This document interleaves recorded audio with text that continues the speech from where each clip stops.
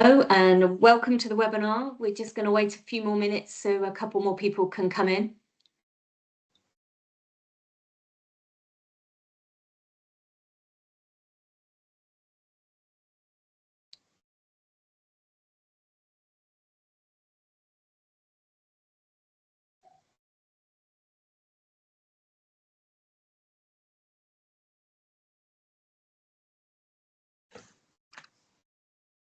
Right, I think that's everybody in at the moment. So we'll start off. So, hello and welcome. Welcome to this webinar about when a complaint lands. I'd like to start off by thanking our sponsors, Ballard's LLP, who offer expert medical accountancy. We're very pleased that they've sponsored this webinar today.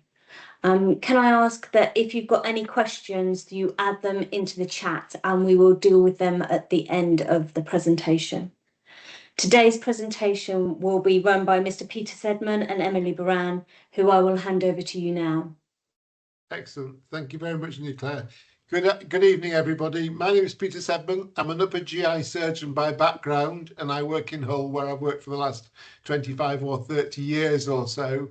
But I am now largely in management, and I'm in the group chief medical officer. I'm the group deputy group chief medical officer for Hull Trusts and for Northern Lincolnshire and Gould Trusts as well. So I'm seeing some of this complaint issue from a different angle from my professional career. Emily. Hi, good evening, everyone. I'm Emily Borham, and I am the medical legal advisor for the Surgical Advisory Service, which is the helpline for the CBS. I have a medical law degree with a full law degree, and a medical legal advisor for insurance companies for indemnity schemes, and started doing some help with the CBS to help people. And I'm sort of at the other end of the helpline with the help from the board, which Peter is included in. Excellent.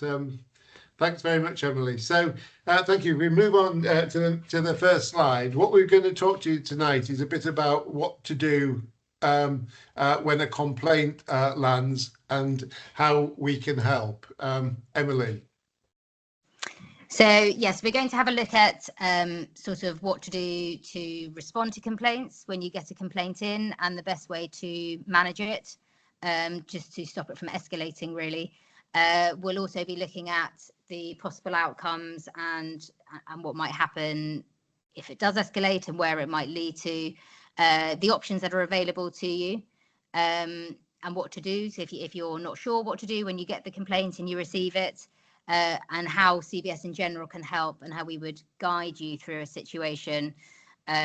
Every complaint is different, and that's why we always encourage people to pick up the phone and call us. If you're already a member, that's part of what you've signed up for. So we're here for you to help. And if you're not a member, we always encourage you to just pick up the phone. If we can help, we will. And if we can't, we can't. Responding to complaints is really important, that you deal with it sooner rather than later, and in a way that's going to protect you. And then we would look at all of the sort of outcomes and things that would go on from there. Peter, I think you were going to look specifically at responding to the complaints, weren't you? Yeah. No, thanks, Emily. So, I mean, I've had a lot of years now of being involved in complaints on various angles of it, and I've tried to summarise what I've learned over the years and how to address them. They're always fairly unpleasant things to receive. None of us like to be complained about, and we all have visceral reactions to them. But they are a fact of life, and we just have to have a strategy for going about them. So the first thing to do when a complaint comes through to you after reading it, the first practical step that you need to take is to confirm to the complainant that you've received it. There's nothing worse than having a complaint land on deaf ground. It will only accelerate tensions. And so really within the first working day or two, you should confirm to the complainant that complaint has been received. Make the letter personal. Don't have a standard letter or typeface. Thank the person for their complaint and explain that you're considering it and that you will respond in due course. And that's the first important thing to do.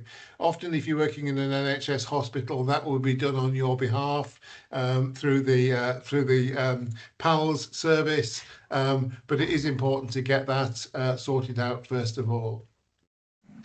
I've listed this as a number of C's. So I think confirm is the first one, but the next thing is to consider what you've actually received. And for all of us and throughout our careers, when we get a complaint, it's a similar emotional response in the first instance. It's visceral, it's anger, it's denial. In many ways, it's akin to a bereavement response that we have these. First of all, we want to believe that it's not true. We want to justify ourselves. And it's important that you get that emotional response out of the way relatively quickly, because the next stage is just to stop and to think and to wait a little while before doing anything else. I remember a podcast I once heard about the astronauts in space when something had gone badly wrong on the spacecraft. And he said, look, you can bounce off the walls for about 5 minutes or so, but after you've done all of that and you've bounced off the walls, you've got to sit down calmly and work the problem. And it's no different to this. The intensity and the stakes might be different, but actually the principle's just the same.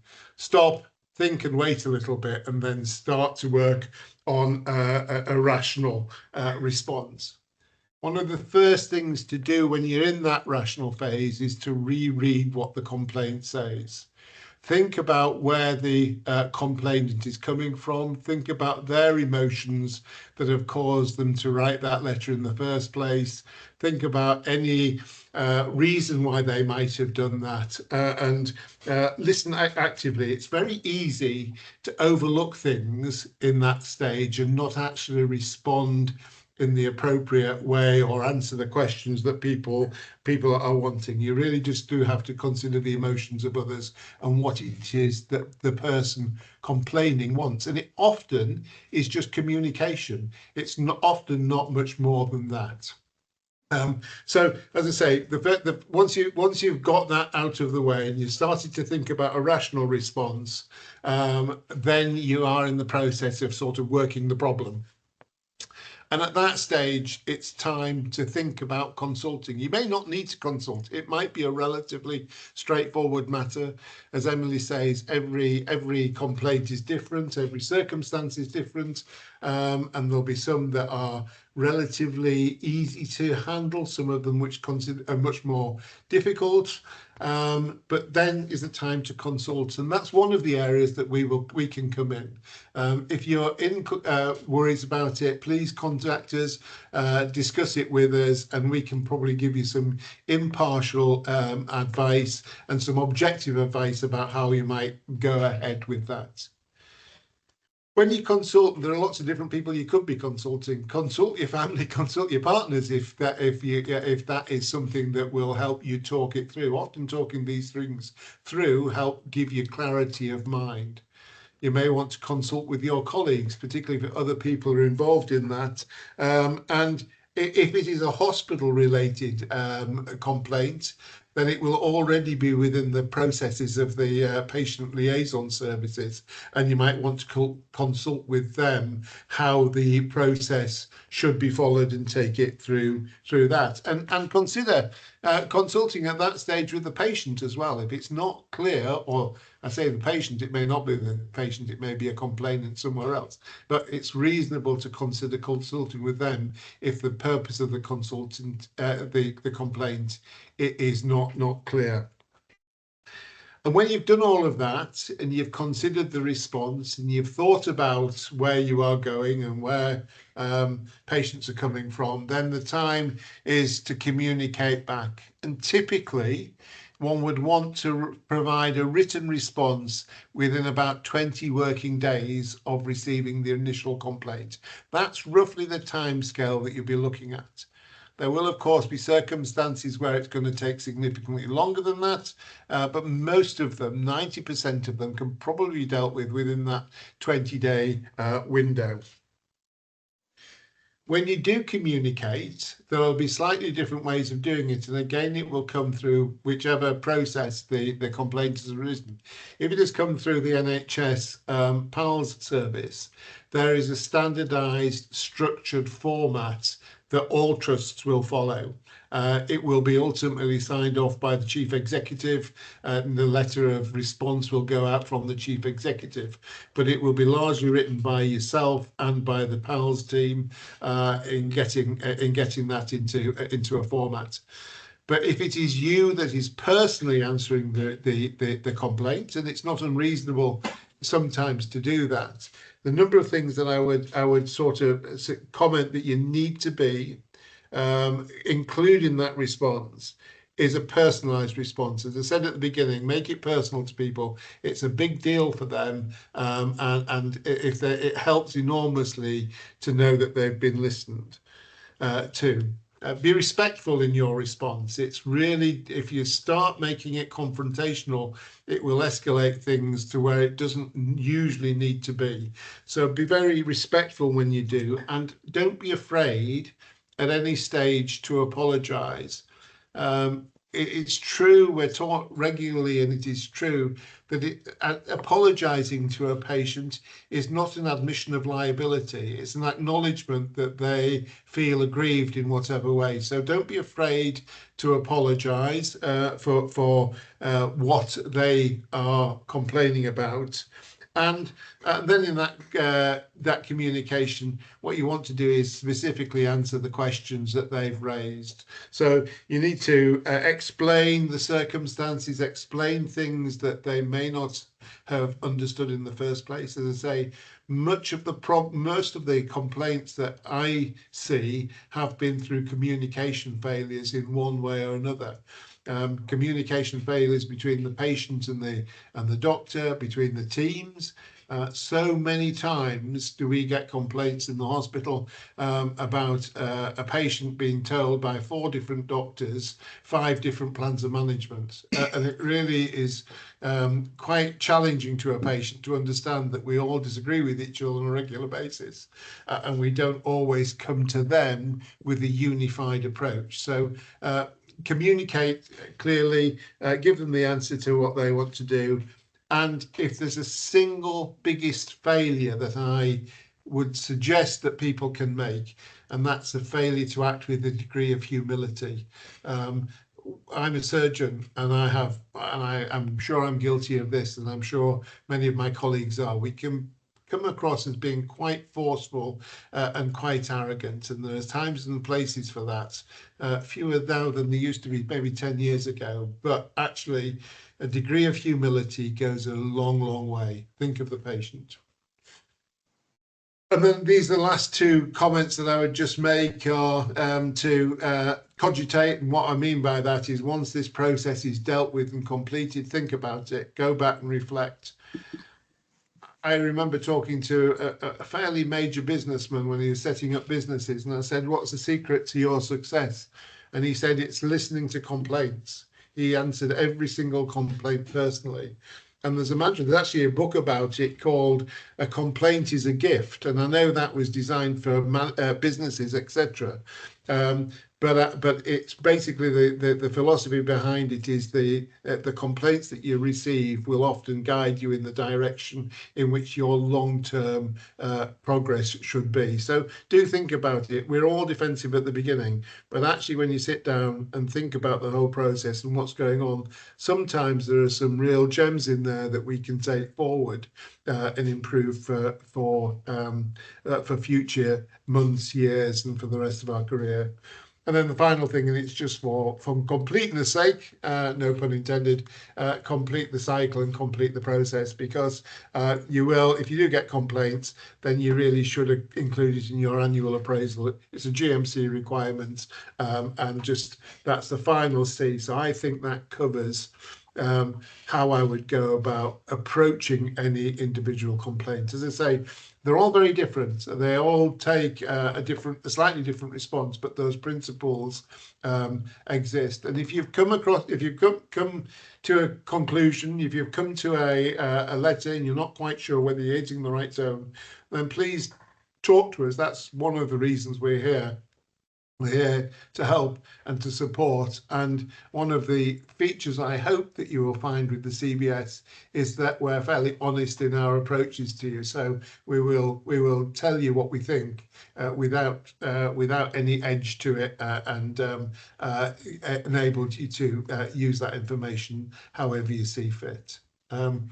So we will take questions, but we'll do that at the end. So I've just talked a little bit about the responding to the complaints and the process behind it.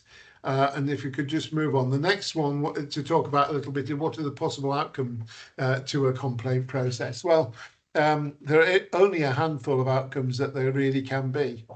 In 70 to 80% of them, at least, I think it will be a resolution. The person will have an answer to the concerns that they've raised, and in most cases, that will be sufficient, and the complaint and the resolution can be considered completed. There will be a handful where that's not enough, and one of the mechanisms for the complainant, and it is included in all the NHS letters to complainants, is the option of moving on to the ombudsman. There are ombudsmen covering all 4 of the home states: Northern Ireland, Scotland, Wales and England, and about 1 to 2% of all the complaints that are answered are not accepted by the patient and referred on to the Public Health Service Ombudsman, who then take an independent view, and they ask experts to come in and make a judgment as to whether that complaint is handled properly or whether there is further redress required.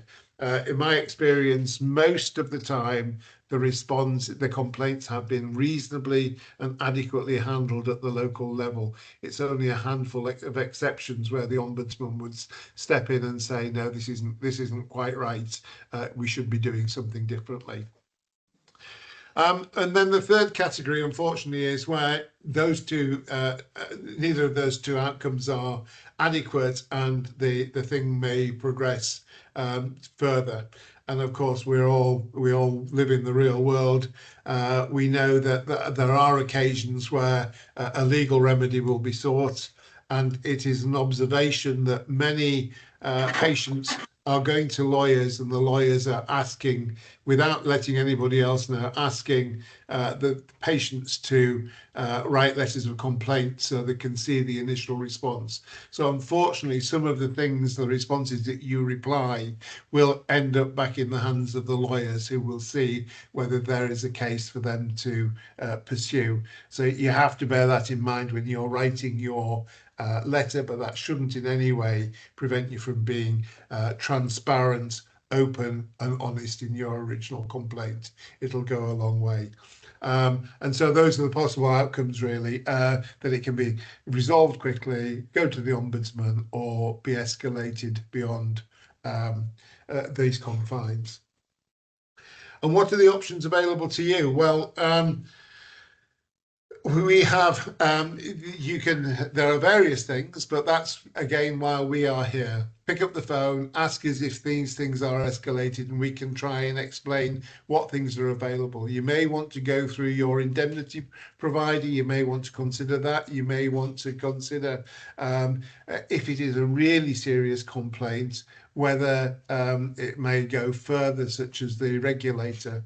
And that this would be really exceptional. I don't want to dwell on this in any way, but actually, if things are going to escalate to much graver levels, it's worthwhile contacting the regulator sooner rather than later, if you think that that is a possibility. And of course, you can get legal advice, you can get support, and you should seek emotional support as well, because once it gets beyond a certain level, it's enormously stressful to all of us.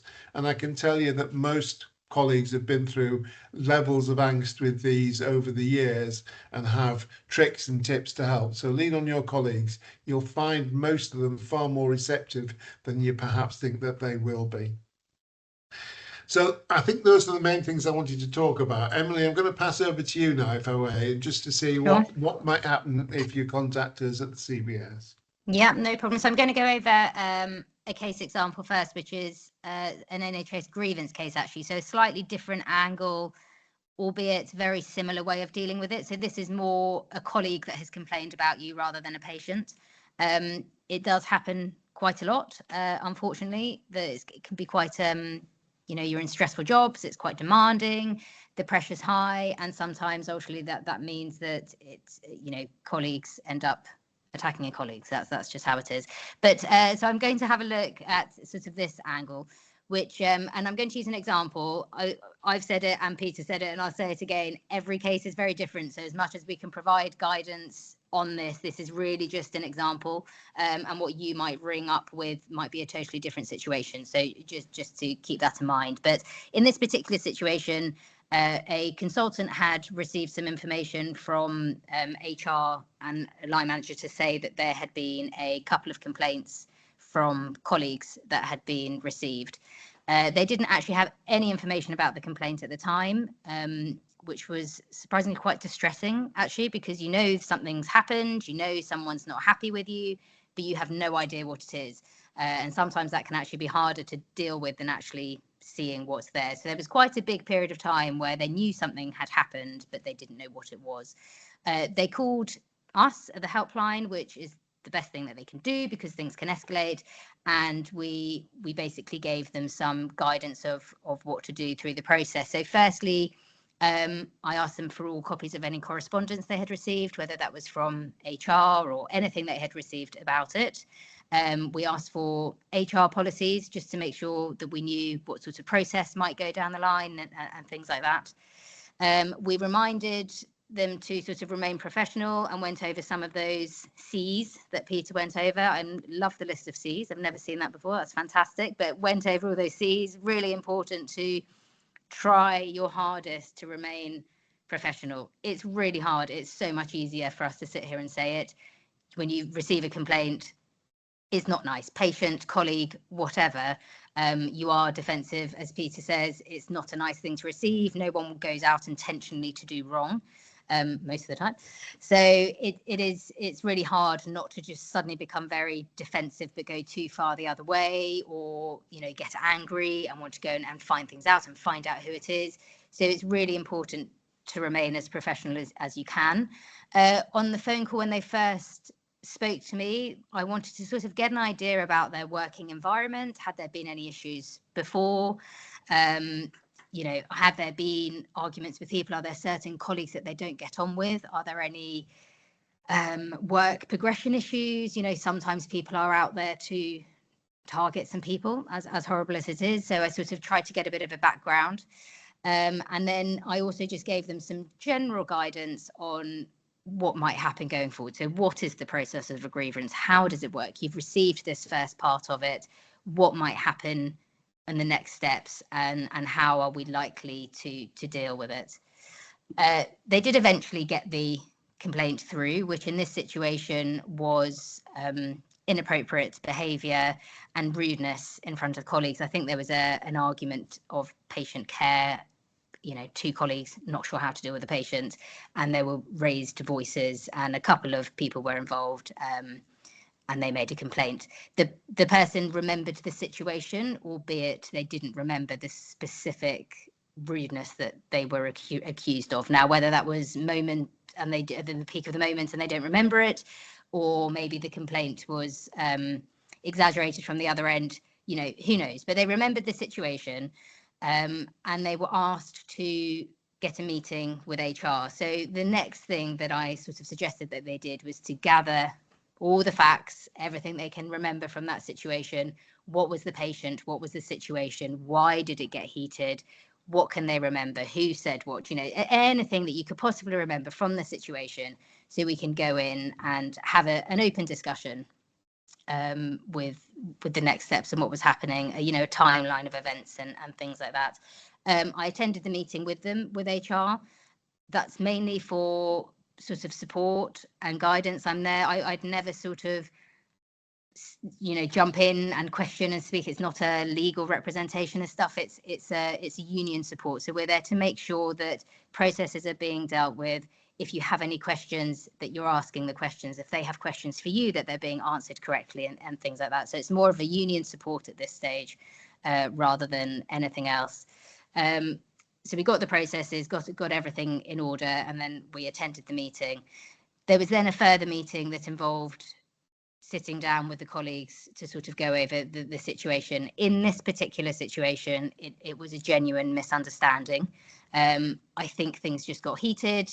Maybe things were said and things were taken in a different way to what it was intentionally made to sound like. So we just kept it very, as Peter said, there is nothing wrong with apologizing. Apologizing is great. No one likes to, admit things or put blame, but it's actually really important to understand. And a lot of times people will say to me, but I didn't do it. I didn't say that. I'm not apologizing for something I didn't do. And some people are adamant with that. And the way we sort of work around it, which I often say, is if you don't want to apologize for an act that you genuinely don't believe you've done, then apologize for the misunderstanding. Have some sort of understanding that somebody has taken that situation and misread it. That's not necessarily what you intended, but that ultimately is what's happened. And so you can be understanding and apologetic to a situation without necessarily needing to put your hands up and say, oh yes, I did everything. Although in some situations, if you have and you didn't intentionally want to hurt anyone or anything, then that's absolutely fine. You can put it up and put your hands up and apologize. So that's really important, having the understanding, the reflection, the apology. And we sat down in the meeting and everyone got to talk through it, and that's quite a good way to sort of prevent it escalating further. Sometimes these things can actually be resolved at an earlier stage, in the sense that we've spoken about it, we're sorry, it's a misunderstanding, it won't be done. What are we going to do to try and stop it happening in the future, and things like that. And it can be a far more professional and better way to resolve it. The consultant involved then actually wrote the people that made the complaint a letter, which just basically summarized and reflected what we discussed in the meeting, which was, as I said, apology, very sorry, misunderstanding, the willingness to sort of think about things going forward and to show that they've reflected on it. And that's how it was sort of concluded, in a way, which was a really nice, I want to say short and easy process, although it's not for the person involved, but it was a really good, perfect way of how you would want a complaint to go ahead. And just to finalise on the final sort of how the situation could have escalated. I mean, I don't want to scare anyone to sort of too far, but if a complaint escalates and people become more angry, and that's not just your side, that could be the person making a complaint and things like that. If complaints escalate, it can then get worse, and then therefore if the hospital feel that they then need to make an investigation, it then can go to an MHPS process, which I'm not going to say anything else because Peter's going to do that in the next slide. But in theory, it could escalate internally into an investigation against you.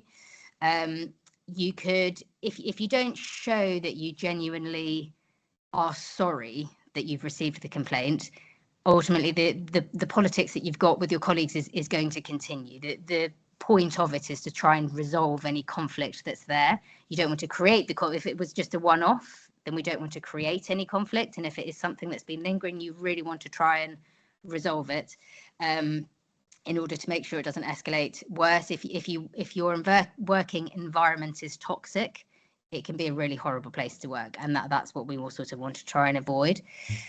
A warning, that sort of goes back to the MHPS, which I'm sure Peter will cover in more detail, but obviously if it goes into investigation and you are investigated, you've got to accept that there might be a warning at the end of that investigation, a suspension or something like that.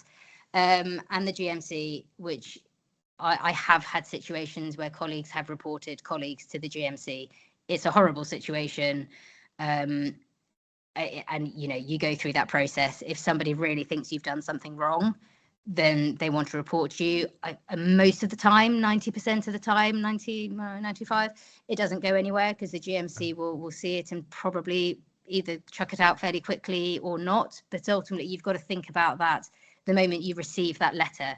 And it's not just the GMC receive the complaint and chuck it out next week, that can take months of getting through that process and gathering the information and things like that. So if it did escalate and your colleagues, were so angry at you for the way you behaved, probably not in this circumstance. It would probably be something a bit more serious. But in that situation, they did report you. They would, it would potentially be a process that you wouldn't want to go down. And then the indemnity issue, I think I'll touch on a bit more in the conclusion, but that is just simply the connection between what you might receive a complaint patient-wise or through a colleague within the NHS or privately, and how that could affect your indemnity, and just to make sure that you contact them to notify it. And I'll let Peter go on to the next one for the MHPS process. Okay, well, thank you very much, Emily. Thank you. Just a clarification. If you are unfortunate enough to be referred to the GMC by a member of the public, the actual statistic is 97% of them don't go anywhere. So the GMC, the GMC will consider all the complaints. 90% of the referrals that they get are from the public, but of those, 97% aren't taken to any formal disciplinary process. It's slightly different if you're referred from a hospital, management team. They are generally previously better worked up, shall we say, and there's a higher threshold for such referrals. And I would hope that we don't refer each other to the GMC without really good reason for doing so, and without consulting our friends. And equally, we would not expect. Hang on, oh yeah, no, we're not with the right side, sorry. So we wouldn't expect other people to do that to us as well. But that's the bit with the GMC. I think one of the things that Emily is right to say is that one of the things we don't really always understand as doctors is the massive impact we can have on patients. A conversation that we can have with patients or colleagues, we can not think it's of particular importance, but it's amazing how much weight people place to our words sometimes, and can take it the wrong way without us ever intending that.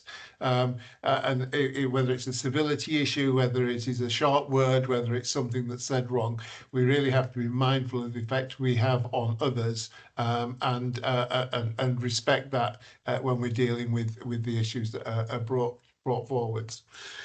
But I just want to talk a little bit about the MHPS process, which is it's called Maintaining High Professional Standards, and it's the vast majority of us won't get involved in this at all. But there is only one disciplinary mechanism within the NHS for dealing with complaints against doctors, and that's a national process called MHPS. It's been around for the last 20 years or so, and it is essentially a peer-led investigation, or a peer-led process into behaviours.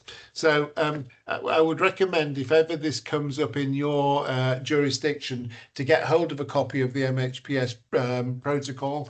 It is a national protocol. There are some local variations, but they are in general very minor variations, and especially if your hospital's not a foundation trust. Foundation trusts have got a little bit more leeway for dealing things in a slightly different way, but for most NHS trusts, this is the only formal way of dealing with them. And essentially what happens is that if somebody is having a serious complaint raised against them, it goes through a chain of scrutiny, usually up to the chief medical officer or the responsible officer or responsible officers advisory group, and these are considered on individual merit. And these are usually for more serious comments. It is a formal process. It is well structured and well laid out. And essentially, if somebody is referred for consideration for an MHPS, the committee that's sitting, or the committee or the individual sitting on the adjudication for whether this should be progressed to an MHPS or not, we'll look at several things. They'll look at the severity of the allegation, they'll look at the impact on other people in the organisation and on the public and on the trust within the profession, etc. And in rare circumstances, they may be moved to suspend a doctor if they think that there is an imminent risk either to their colleagues or to patients. But that's pretty exceptional, to be honest with you. The vast majority of them are not dealt with so severely. But if it is decided that a formal process is required, then the hospital will appoint consultants, usually consultants. It's always a consultant that will investigate another consultant, usually a medical director if it's a consultant, usually a consultant if it's a resident doctor or a trust grade doctor. But these are people who are appointed as case managers. That's an official title, and they will have had official training on the MHPS process, and it is their job to look into the allegations and to see whether there is substance to them or not. And if they feel that there is substance to them and it reaches the threshold of severity, then they will declare that this is to be investigated through the formal MHPS process, and they will appoint a case investigator. Now, the case investigator, again, is another fully qualified doctor who is specifically trained in the process, and that case investigator will be given a series of instructions by the case manager, namely the questions that are required, the concerns that are raised, and the questions to be asked. They will be given HR support with a dedicated HR representative. If it's a consultant involved in the MHPS process, there will also be a non-executive director associated with that process to ensure that it's been dealt with fairly and in an appropriate manner. So the case investigator will have a specific set of questions to answer and given the task to go and interview potential witnesses to answer those questions. It may be that the case manager, when he first gets it, looks at it and thinks, well, there's nothing here, there's nothing to this at all, it's a simple misunderstanding, in which case, and even after investigation, the conclusion might be there is no case to answer. And that's fine, that's the end of the process for that. But otherwise, the investigation takes place on either a conduct issue or a capability issue, or occasionally and rarely an illness issue. So if there's an illness issue involved, then obviously occupational health will be involved as well.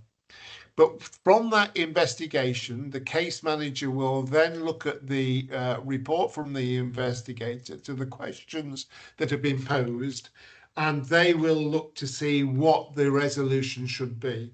And there is a range of outcomes. So we've talked about the no case to answer resolution, but there are others that are entirely possible. The majority of them will be an informal accepted responsibility. If somebody's done something wrong and it's been found to be proven, but it's of a level where a simple acknowledgement of fault is required, then there will be an informal accepted responsibility. There may be a formal accepted responsibility route, which will then go onto the doctor's employment file, just as a marker in case anything further happens in the next year or two. But beyond that, if there are more significant concerns raised, then the case manager may request that an investigative panel is raised in order to listen to the outcome of the investigations and to adjudicate. Now, that panel will involve 3 senior members, and those 3 senior members will be somebody representing the trust, somebody representing the doctor, and usually a third party who will often be a union representative, such as somebody from the CBS, to act as the third person on that panel. And then the case will be presented. A defence case will be raised by the doctor in question, with appropriate support, with appropriate help, and an outcome will be reached. And that can go all the way through, in certain circumstances, to dismissal. But I would stress that the MHPS is the only formal process for the NHS to investigate a doctor. But those are the possible ranges of outcome. And I would urge you to have a look at the policy within your own organisation. And actually, it's not a bad idea to seek whether you could get the training for those positions of case manager or case investigator as well, because it's actually a fascinating process for doctors to do. We are peer reviewing each other, so we do need to know, have fairness and objectivity with it all, and I think it's a good way of getting involved in the organisation of the trust and of our profession. And so it's worthwhile contacting your HR manager or your chief medical officer if you're interested in taking part in such things, and seeing whether you can undergo the training. It's not onerous training, it's half a day, and it's fascinating. It's a fascinating insight into the way the system works. But if you are in that process, this is a time when you would seek advice and support early. Consider the CBS. So the CBS will help you as your advocate. The CBS might be asked to be a third party. We obviously wouldn't do it if it was conflict of interest in any way, shape or form. But speak to us and we'll be able to help and advise. If you do think it's more serious, if you do think there's a possibility, and certainly if dismissal's on the cards, it is likely that the hospital will consider referral to the GMC. And in those circumstances, you might be well advised to contact the GMC early.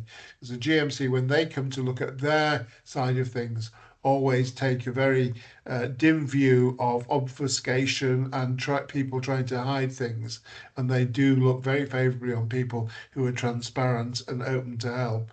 You may want to involve your defence union, and if you are in this process, it's important that you contact any other relevant employers or hospitals in which you work.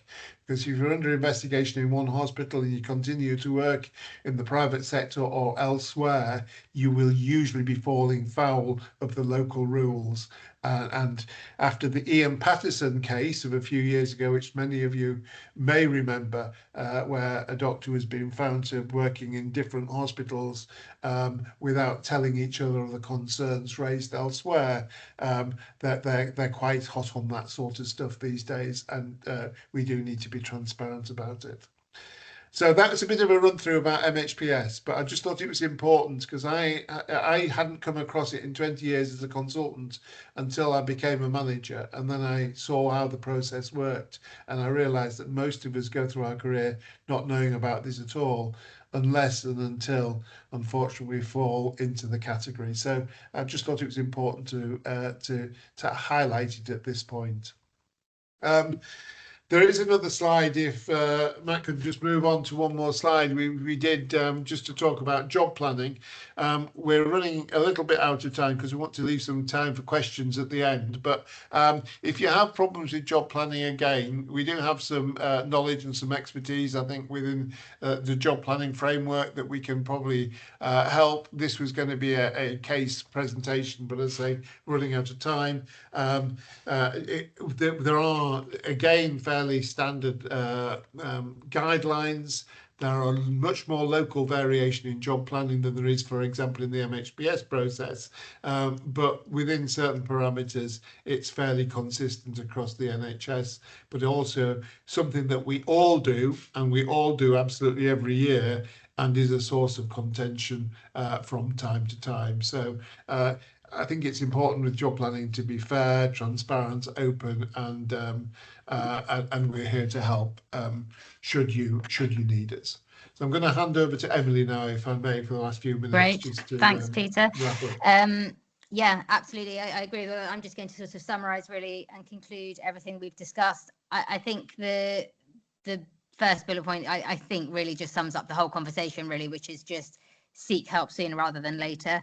The amount of times I've had people call in and they've got so far down the line and they didn't even realise that they were being investigated on an MHPS, investigation. As Peter says, if you haven't been in the situation, you're unlikely to know. You might have received a letter, it might not have been very clear. The trusts are not renowned for being great with stuff like that. They don't communicate well, and it's not that they don't communicate well, they assume when you've received it that you know what's happening, and you don't necessarily do, or processes and things, they won't necessarily send it to you. They should send policies when they send out letters and things like that, but they don't always. So if you call us up, we will make sure that we have all of that. We'll explain to you what the letter is. We'll explain what you need to ask for, if there's anything else that we need to, go through the process. Early communication is also really important, whether that's with us, with the trust, hospitals, other organisations. It's really important that you communicate it sooner rather than later to stop it escalating, even with colleagues. Accept it's happened, you've got a complaint, patient, colleague, whatever it is, and just start working on it to try and resolve it rather than procrastinate on it or bury your head in the sand and things like that. Taking notes is really important, whether that's you've received the complaint and now you need to go over exactly what your memory is of the situation, because if you then turn up to a meeting 6 months down the line, sometimes these processes, GMC, disciplinaries, they can take 2 years. That's really bad situation, but they can, and you'll be amazed at the smaller facts and information you won't necessarily remember. So it's really important that you take notes and have clear, and that goes also to patients' notes and things like that, because if a patient complains, you're going to refer back to your notes in order to resolve that part of it as well. Keep your responses professional and factual. It's really important. You are trying, your number one aim has to be to resolve the situation. So keeping your responses professional, understanding, going on to the next one. Remember, it's a case about being honest. It's reflecting on a situation. It's being apologetic where you can be, and keeping it as factual as you can. Try not to get too defensive. He said, she said. Just keep it factual. If there is a patient involved and the complaint is against someone else, remember you have a duty of candor to make sure that they're aware and be transparent and things like that.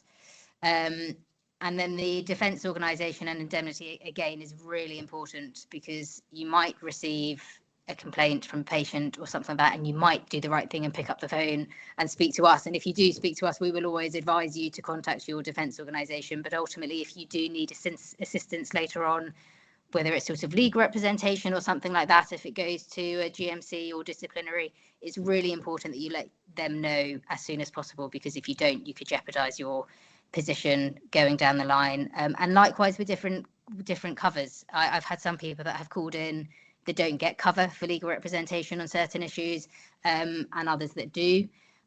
The indemnity schemes that I'm associated with do. So if you wanted just advice on that, pick up the phone. I'm happy to talk to you about it, but some will, some won't. And your cover is important, and notifying them about it is really important. So you make sure you're protected if you do need that assistance later on. And I think that's basically the summary, isn't it, Peter? Should we leave people to ask any questions? Because that's the next step. Excellent. Thank you. Have we any questions come through? Yeah, we've got one question come through. It's slightly from a different angle. It's how can they file a complaint about their lead consultant in the NHS? About their lead consultant in the NHS. Right. Okay. Well, the opposite way round. Yeah, indeed. Absolutely. Okay. Well, I mean, I suppose the ideal way would be to have the conversations, but I presume if the letter's been written to us now, that sort of local resolution is beginning to come to an end.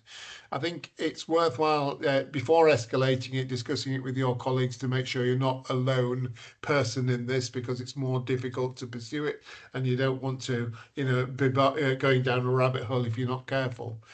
Ultimately, within a trust, I presume we're talking about NHS here, ultimately there are grievance procedures that are HR-led procedures, where if you've got a grievance against your leadership, then you can raise it formally and it will be investigated formally and independently of your lead.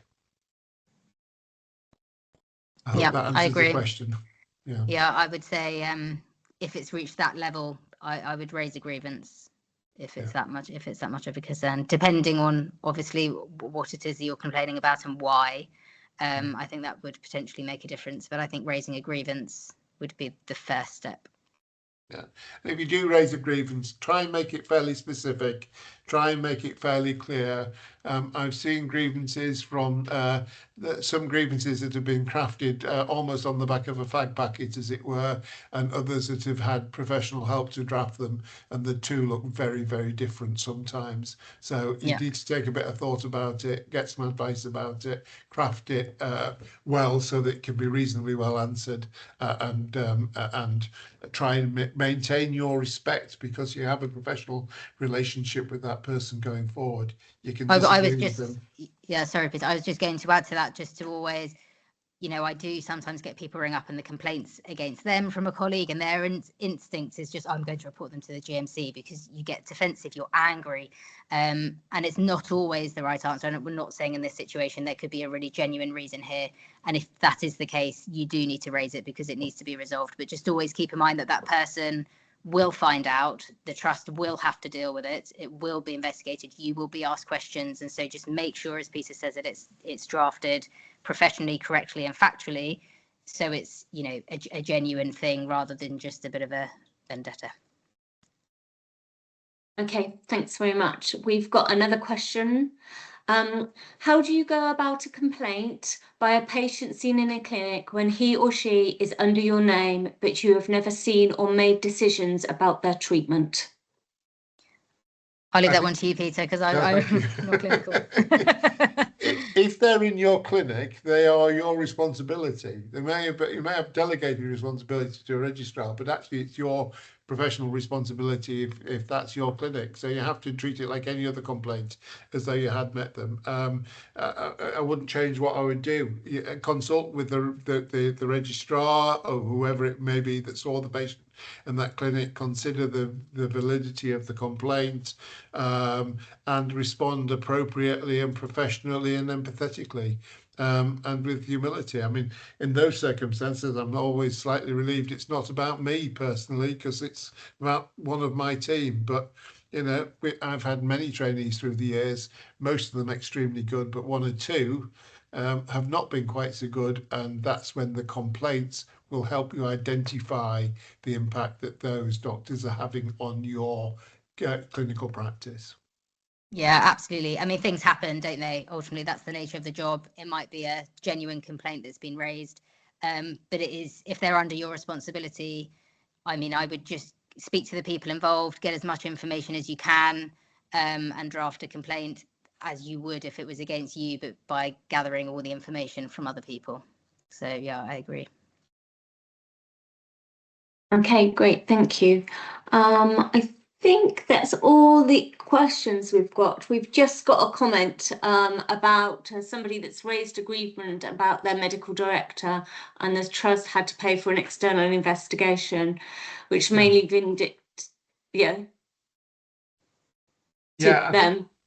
When a trust does get a grievance, they actually they do take it seriously, and it will be independently investigated. And depending on the size of the trust and the size of the person who's having the grievance against them, so if it's against the chief medical officer, then there's nobody of an equivalent power balance within that organisation, so they will contract it out externally so that it is looked at fairly and appropriately. The NHS is amazing for following the rules and following terms and conditions of employment. They're fastidious about it, and so they will be treating it fairly, they will do it properly, and as I say, it can be sometimes quite expensive for them, but they will still do it. They're normally, and the ones that I've worked alongside, heard of going on, they're normally pretty good, in the sense the external person will be very neutral about it. They'll investigate it in detail in a way it's better than investigating internally, because you're always going to get slight bias. One colleague is always bound to know somebody else, or there's always connections, whereas it being external is often a better way of dealing with it. Okay, great. I think we've got one last question. How do you respond to complaints where a lot of the faults are due to the system failures and pressures, i.e. waiting lists, yet they keep coming back to you as an individual consultant? I would say you've got to acknowledge that. I mean, if I was a patient on the other end and I was still waiting, 6 months down the line for the endoscopy, that, you know, to make sure I don't have something wrong with me, I would be really upset as well. So I think you can empathise with them. I think you can share their frustrations and concerns, but equally don't just automatically blame the trust in the system for it. I mean, I think there is a tendency for saying it's not my bag, it's everybody else's. So I would answer that complaint by maybe a personal letter, but also asking the trust to respond formally to the concerns which are not within your control. I wonder, could they refer them to PALS? Peter, would you advise that? Yeah, or absolutely fair, perfectly if it's getting reasonable for that. too Yeah, directed at you and you feel you can't answer any further than you already have done, because a lot of the time it will be out of your control, then I would suggest you refer the patient to PALS, and they might be able to help. If it's a bigger problem, they might be able to help further. Yeah. Okay, thank you. I think that's all the questions that we had. Great. Thank you. Thank you. Thank you. Okay, so thanks for everybody that's joined us this evening, and I'd like to just thank our sponsors once again, Ballard's LLP, for the sponsorship. It's been a really informative webinar, so thanks to everybody. Thank you, everybody. Thank you. Thanks, everyone. Have a good evening. Thank you. Bye. Bye-bye. Bye-bye.